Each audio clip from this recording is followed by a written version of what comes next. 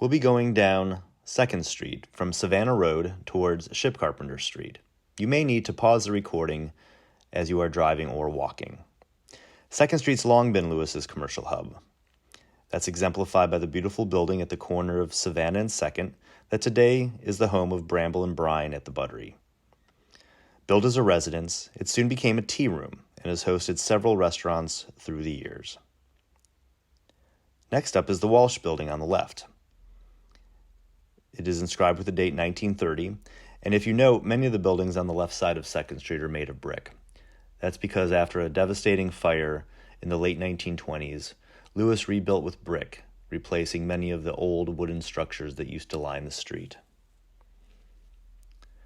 One remaining structure is the location of Mayumi's.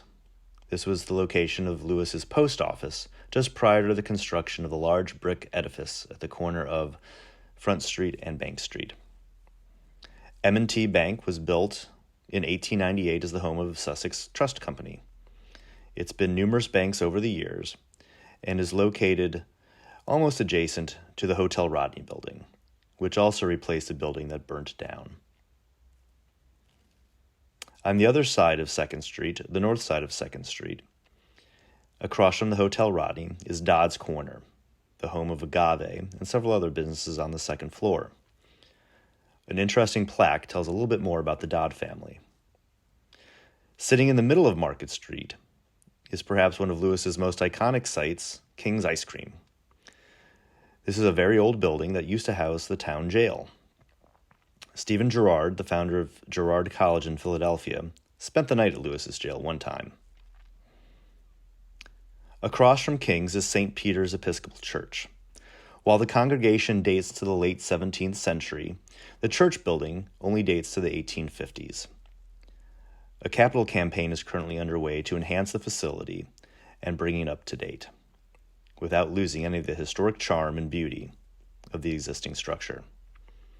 St. Peter's graveyard is filled with interesting stones and interesting characters from Lewes's past. One stone is a February 29th gravestone.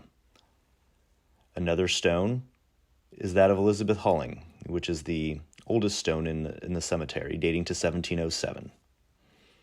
Several Delaware River and Bay pilots are buried in the cemetery, including ones with depictions of sailing schooners on their stones, and Richard Beebe's obelisk along Market Street. There's even a rendition of St. Peter's Church on one stone, that of a former sexton. Immediately adjacent to St. Peter's graveyard is the Rive's Holt House. It was built in 1665 and was the boyhood home of Jacob Jones, a U.S. naval hero. Rives Holt, for whom the house is generally named, was an early sheriff of Sussex County and came to Lewes by way of Bermuda.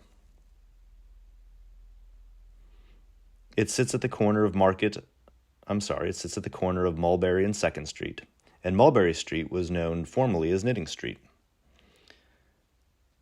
Beyond Mulberry and heading towards Ship Carpenter Street is the tunnel home at 236 2nd Street. It is a large Victorian building, but inside are the remains of a 18th century structure, around which the other house was built. Across the street from the tunnel house is the Rodney Mansion at 231 2nd Street. The Rodney Mansion was occupied by Governor Daniel Rodney, who was also a United States Senator for Delaware.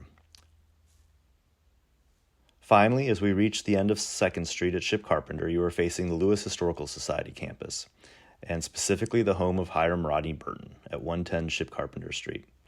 This house was built in the early 18th century and was the home of Hiram Rodney Burton, who was a United States congressperson in the early 20th century.